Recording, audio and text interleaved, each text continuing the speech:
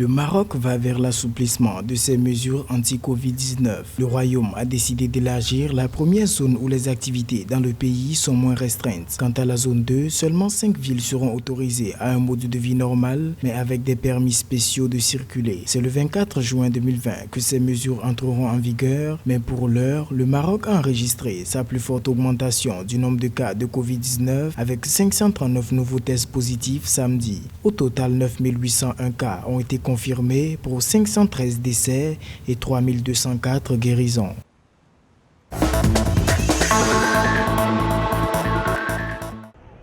L'ambassade de Tunisie à Doha, la capitale du Qatar, a annoncé la suspension de ses services pour 14 jours à partir du dimanche 21 juin 2020. La décision a été prise en raison de la Covid-19, conformément aux dispositions de la quarantaine. L'information a été relayée à travers un communiqué suite à la détection d'un cas positif au sein des fonctionnaires. Par ailleurs, les autorités affirment que les mesures prises n'auront aucune conséquence sur les vols de rapatriement programmés les 24 et 26 juin 2020.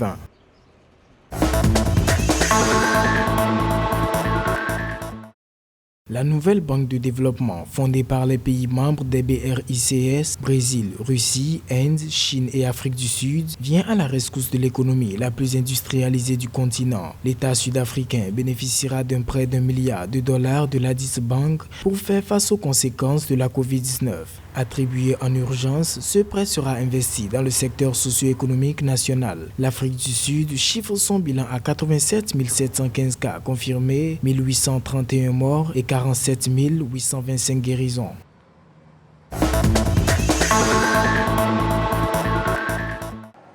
Suite à l'enregistrement des 399 cas supplémentaires de Covid-19 en 24 heures en Éthiopie, le pays comptabilise désormais 4 469 personnes testées positives. Selon le ministère éthiopien, 398 des derniers cas confirmés sont des ressortissants éthiopiens et le seul restant serait un ressortissant étranger. Le pays compte 1122 personnes guéries, dont 95 au cours des dernières 24 heures. 211 871 tests à Covid-19 ont été réalisés jusque-là.